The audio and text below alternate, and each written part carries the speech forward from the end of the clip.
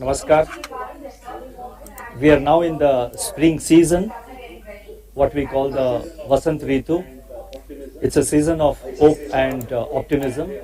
I take this opportunity to convey my season's greetings to everyone. As I set out the first monetary policy statement of the new year, I am reminded of the historical significance of 2023 for the Reserve Bank of India. From being a joint stock company, the Reserve Bank was brought into public ownership on 1st January 1949. Thus, 2023 marks the 75th year of public ownership of the Reserve Bank and its emergence as a national institution.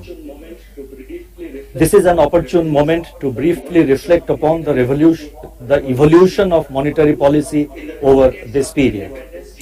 In the 2 decades after independence, the Reserve Bank's role was to support the credit needs of the economy under the 5-year plans. The following 2 decades were characterized by bank nationalization in 1969, the oil shocks and monetization of large budget deficits, and sharp rise in money supply and inflation. Monetary targeting was adopted in the mid-1980s to contain growth in money supply and curb inflation pressures. Since the early 1990s, as everyone knows, the Reserve Bank focused on market reforms and institution building. A multiple indicator approach was adopted in April 1998, under which a host of indicators were monitored for policy making. In the aftermath of the global financial crisis and the taper tantrum, as inflationary conditions worsened in India, flexible inflation targeting, that is the FIT, was formally adopted in June 2016 to provide a credible nominal anchor for monetary policy. As we know, the primary objective of monetary policy under the flexible inflation targeting framework is to maintain price stability while keeping in mind the objective of growth. Coming to present times, the unprecedented events of the last 3 years have put to test monetary policy framework across the world. In a very short period, monetary policies across the world have veered from one extreme to the other in response to a series of overlapping shocks. In contrast to the great moderation era of the 1990s and the early part of the current century, monetary policy was confronted with an unprecedented contraction in economic activity, followed by a surge in global inflation. This calls for a deeper understanding of the structural changes in global economy and inflation dynamics and their implications for conduct of monetary policy. In the current unsettled global environment, emerging market economies are facing sharp trade-offs between supporting economic activity and controlling inflation while preserving policy credibility. As global fault lines emerge in trade, technology and investment flows, there is an urgent need to reinforce global cooperation. The world is looking to India, now at the helm of G20, to energize global partnership in several critical areas. This reminds me of what Mahatma Gandhi had said. I do believe, and I quote, I do believe that India can make a lasting contribution to the peace and solid progress of the world, unquote. I would now focus on the decisions and deliberations of the Monetary Policy Committee. As you would be aware, the Monetary Policy Committee, that is the MPC, met on 6th, 7th and 8th February. Based on an assessment of the macroeconomic situation and its outlook, the MPC decided by a majority of 4 members out of 6 to increase the policy repo rate by 25 basis points to 6.5% with immediate effect. Consequently, the standing deposit facility, that is SDF rate, will stand revised to 6.25%, and the marginal standing facility, that is the MSF rate, and the bank rate to 6.75%. The MPC also decided by a majority of 4 out of 6 members to remain focused on withdrawal of accommodation to ensure that inflation remains within the target going forward while supporting growth. Let me now explain the MPC's rationale for these decisions on the policy rate and the stance. The global economic outlook does not look as grim now as it did a few months ago. Growth prospects in major economies have improved while inflation is on a descent, though inflation still remains well above the target in major economies. The situation remains fluid and uncertain. Reflecting this recent optimism, the IMF has revised upwards the global growth estimates for 2022 and 2023. As price pressures wane, several central banks have opted for slower rate hikes or pauses. The US dollar has retreated sharply from its highest level in 2 decades. Tighter financial conditions caused by aggressive monetary policy actions, volatile financial markets, debt distress, protracted geopolitical tensions, and fragmentation continue to impart high uncertainty to the outlook for the global economy. Amidst these volatile global developments, the Indian economy remains resilient. Real GDP growth is estimated at 7% in 2022-23, according to the first advance estimate of the National Statistical Office, that is the NSO.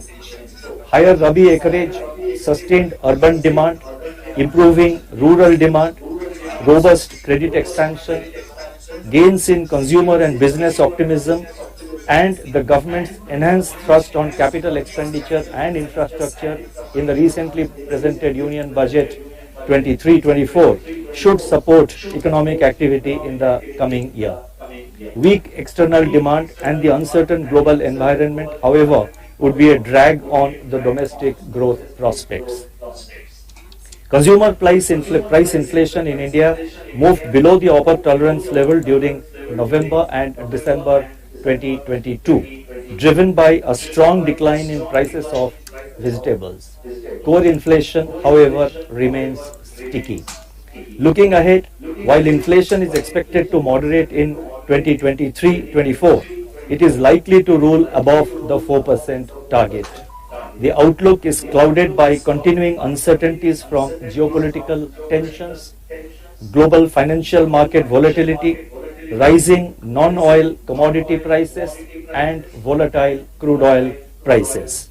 At the same time, economic activity in India is expected to hold up well. The rate hikes since May 2022 are still working their way through the system.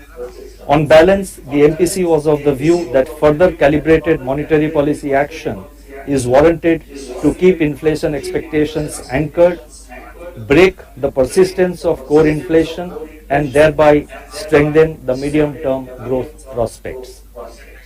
Accordingly, the MPC decided to raise policy repo rate by 25 basis points to 6.5%.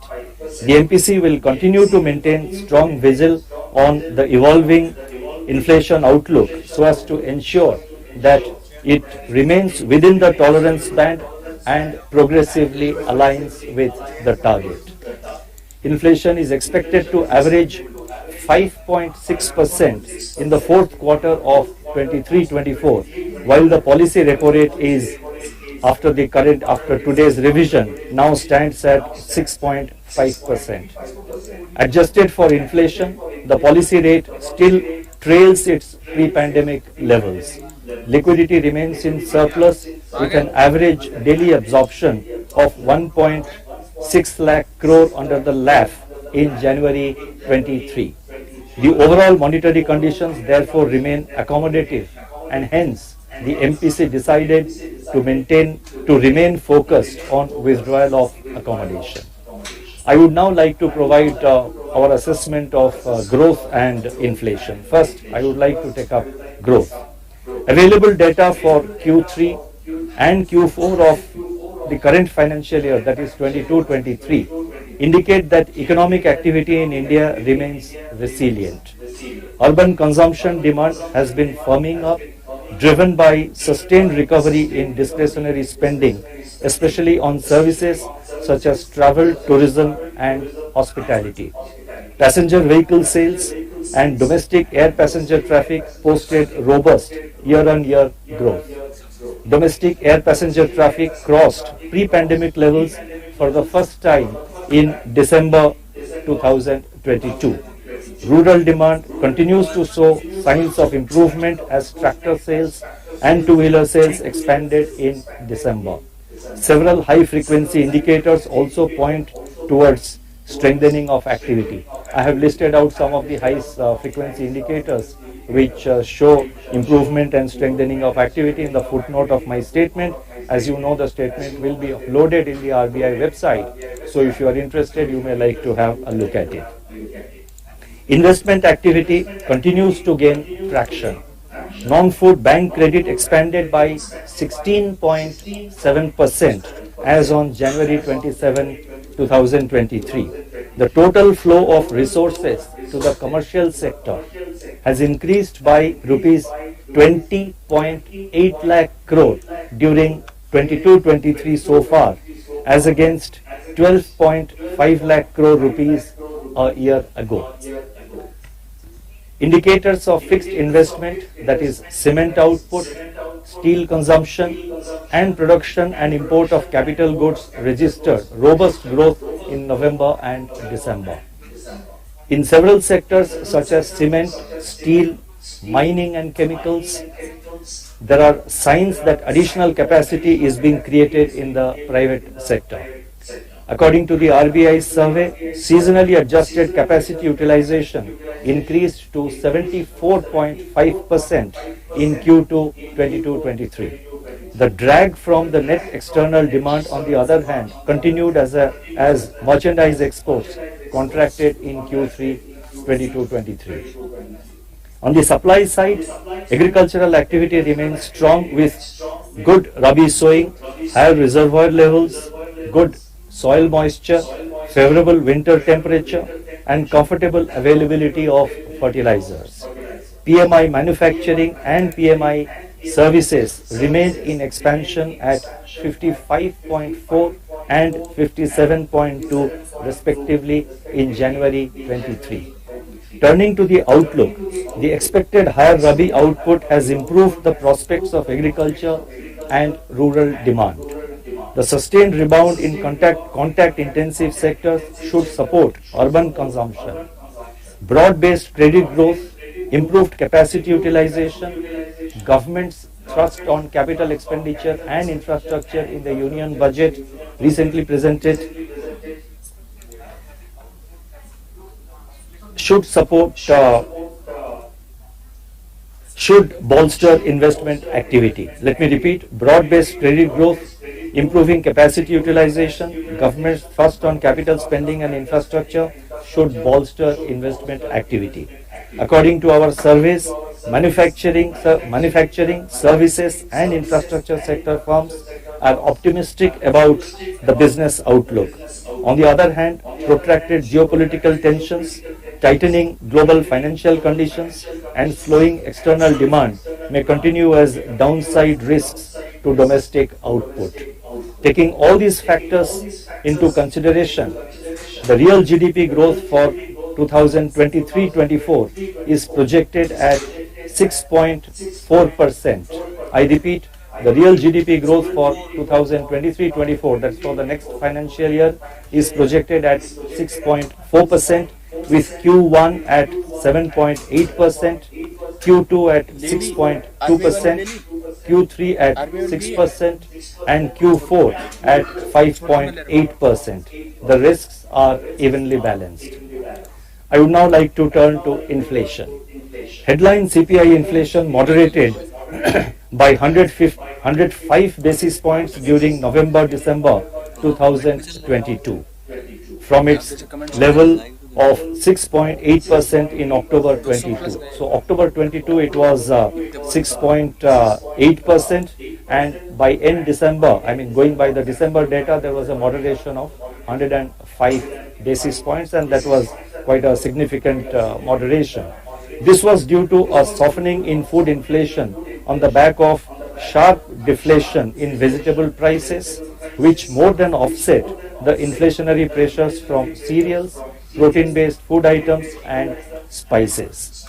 As a result of this earlier than anticipated steeper seasonal decline in vegetable prices, inflation for Q3 22-23 has turned out to be lower than our projections. Core inflation, that is CPI excluding food and fuel, however, remained elevated. Going ahead, the food inflation outlook will benefit from a likely bumper Rabi harvest led by wheat and oilseeds.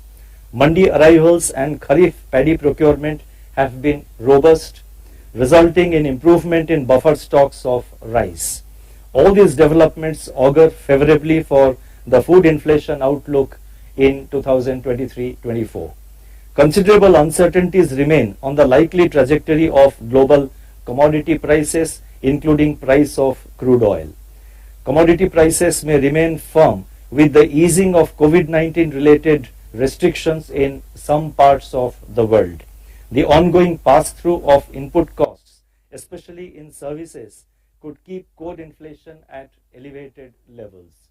The commitment to fiscal consolidation that has been carried forward in the Union Budget 23-24 and the future trajectory of reducing the gross fiscal deficit will engender an environment of macroeconomic stability. This augurs well for the inflation outlook. Further, the low volatility of the Indian rupee relative to the peer currencies limits the impact of imported price pressures and other global spillovers. Taking into account these factors and assuming an average crude oil price Indian basket at $95 per barrel, inflation is projected at 6.5% for the current financial year, that is 2022-23, with Q4 at 5.7%. On the assumption of a normal monsoon, CPI inflation, now I am giving the projection for the next year. On the assumption of a normal monsoon, CPI inflation is projected at 5.3% for 2023-24, with Q1 at 5%, Q2 at 5.4%, Q3 at 5.4%, and Q4 at 5.6%. The risks are evenly balanced. Headline inflation has moderated with negative momentum in November and December. But the stickiness of core or underlying inflation is a matter of concern. We need to see a decisive moderation in inflation. We have to remain unwavering in our commitment to bring down CPI headline inflation. Thus, monetary policy has to be tailored to ensuring a durable disinflation process. A rate hike of 25 basis points is therefore considered as appropriate at the current juncture.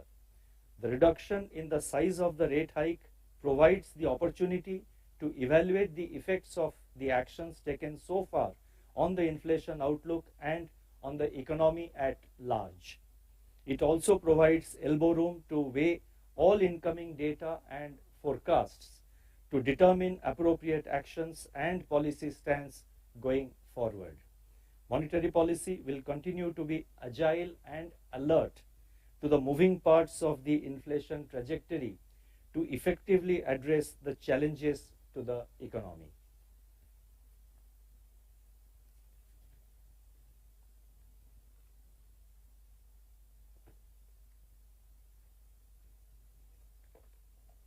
I now turn to the liquidity and financial market conditions. As we approach the end of 2022-23, it is worthwhile to recapitulate the key developments on the monetary policy front over the last 1 year. After the onset of the war in Europe, which drastically altered the global inflation dynamics, the global growth inflation dynamics across the world, including India, we have taken a series of steps in the best interest of the Indian economy. We accorded primacy to price stability over growth in April 2022. We instituted a major reform in monetary policy operating procedure through the introduction of the Standing Deposit Facility, that is SDF. We restored the width of the policy corridor to its pre-pandemic level. We raised the repo rate by 40 basis points and the cash reserve ratio by 50 basis points in an off-cycle meeting in May 2022. We shifted the policy stance to focus on withdrawal of accommodation.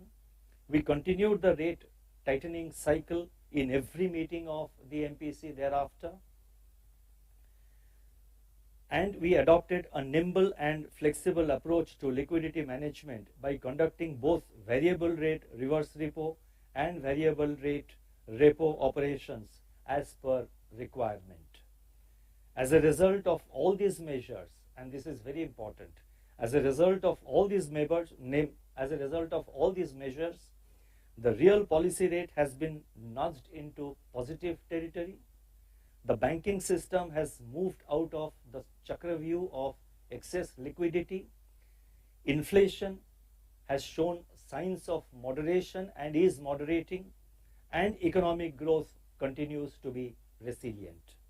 As I make this statement, system liquidity remains in surplus, though of a lower order compared to April 2022. In the period ahead, while higher government expenditure and anticipated return of forex inflows are likely to augment systemic liquidity, it would get modulated by the scheduled redemption of the LTRO and TLTRO funds during February to April 2023. Under TLTRO and LTRO,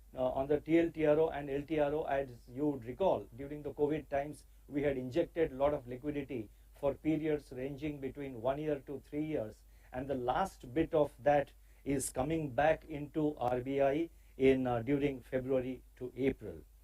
The Reserve Bank will remain flexible and responsive towards meeting the productive requirements of the economy. We will conduct operations on either side of the LAF depending on the evolving liquidity conditions. As part of our gradual move towards normalizing liquidity and market operations, it has now been decided to restore market hours for the government securities market to the pre-pandemic timing of 9 a.m. to 5 p.m. Moreover, as part of our ongoing endeavor to further develop the government securities market, we propose to permit lending and borrowing of G-Secs. This will provide investors with an avenue to deploy their idle securities, enhance portfolio returns, and facilitate wider participation. This measure will also add depth and liquidity to the G-Sec market, aid efficient price discovery, and work towards a smooth completion of the market borrowing program of the center and the states. The pace of transmission of monetary policy actions to both lending and deposit rates has strengthened in the current tightening cycle. The weighted average lending rate, that is WLR, on fresh rupee loans and outstanding rupee loans, there are two components. One is on the fresh loans that's now being given, and on the outstanding loans, they increased by 137 basis points and 80 basis points respectively during May to December. The weighted average domestic term deposit rate for fresh deposits and outstanding deposits increased by 213 and 75 basis points respectively. The Indian rupee has remained one of the least volatile currencies among its Asian peers in the calendar year 2022 and continues to be so this year also. Similarly, the depreciation and the volatility of the Indian rupee during the current phase of multiple shocks is far lower than what it was during the global financial crisis and the taper tantrum. In a fundamental sense, the movements of the rupee reflect the resilience of the Indian economy. On this matter of volatility and depreciation, I have provided some comparison with other countries, with the Asian peers, as I mentioned, and also I have given a comparison with the scenario which prevailed during the taper tantrum and during the global financial crisis. That is all contained in the footnote of my statement. If those of you who are interested may like to refer to it. I now turn my focus to the external sector. The current account deficit for the first half of 22-23 stood at 3.3% of GDP. The situation has shown improvement in Q3 22-23 as imports moderated in the wake of lower commodity prices, resulting in narrowing of the merchandise trade deficit. Further, services exports rose by 24.9% year-on-year in Q3 22-23, driven by software, business and travel services. Global software and IT services spending is expected to remain strong in 2023. Remittance growth for India in the first half of 22-23 was around 26%, more than twice the World Bank's projection for the year. This is likely to remain robust owing to better growth prospects of the Gulf countries. The net balance under services and remittance are expected to remain in large surplus, partly offsetting the trade deficit. The current account deficit is expected to moderate in H2, that is in the second half of 22-23, and remain eminently manageable and within the parameters of viability.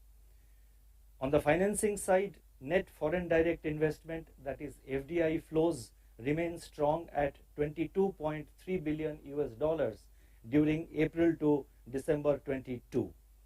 Foreign portfolio inflows have shown signs of improvement with positive flows of $8.5 billion during July to February, led by equity flows. It has to be recognized that if you take the full year, it's in the, it is still negative. But the point I'm making is that from July onwards, the foreign portfolio investments, the foreign portfolio flows have picked up. Of course, it has seen a kind of a up and down, month on month, but overall from July onwards, it is a positive inflow of 8.5 billion between July to February 6th.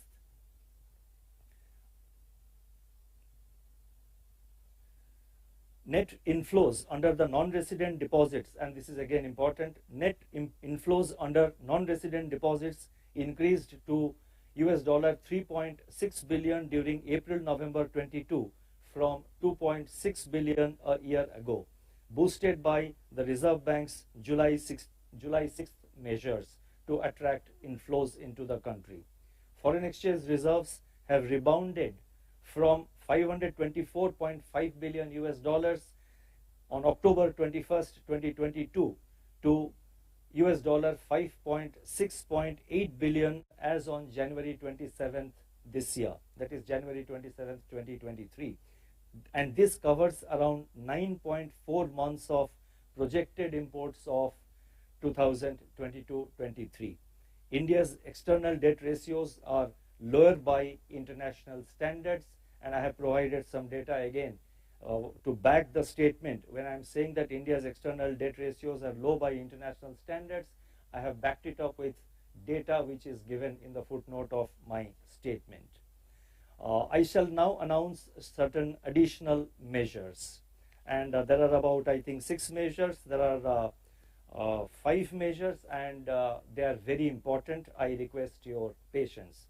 The first one relates to penal interest or penal charges on loans. At present, regulated entities of the Reserve Bank are required to have a policy for levy of penal interest on advances. The regulated entities, however, follow divergent practices on levying of such charges. In certain cases, these charges are found to be excessive. To further enhance transparency, reasonableness, and consumer protection, draft guidelines on levy of penal charges will be issued to obtain comments from stakeholders. The next announcement relates to climate risk and sustainable finance. Recognizing the importance of climate-related financial risks which may have financial stability implications, the Reserve Bank had issued a discussion paper on climate risk and sustainable finance on sometime in July last year, that is in July 22. Based on the feedback received, it has been decided to issue guidelines for, and there are three things here. It has been decided to issue guidelines for the regulated entities on number one, a broad framework for acceptance of green deposits. 2, disclosure framework on climate related financial risks. And 3, guidance on climate scenario analysis and stress testing. So these measures together will ensure that our financial system also starts developing, starts building in the forces of resilience to withstand any possibility or any possible emergence of vulnerability to climate change. And I think these measures are quite timely. These are the first set of measures. There are a few other measures which will follow in due course. But for the time being, we are announcing these three measures. The next one relates to expansion of the scope of the trades platform. For the benefit of MSMEs, the Reserve Bank had introduced a framework in 2014 to facilitate financing of their trade receivables, that is the trade receivables of the MSMEs, through the trade receivables discounting system, that is the trades. It is now proposed to expand the scope of trades by, first, providing insurance facility for invoice financing. Second, permitting all entities and institutions to undertaking factoring business to participate as financiers in trades. And third, permitting rediscounting of invoices, that is developing a secondary market in trades. These measures are expected to improve the cash flows of the MSMEs.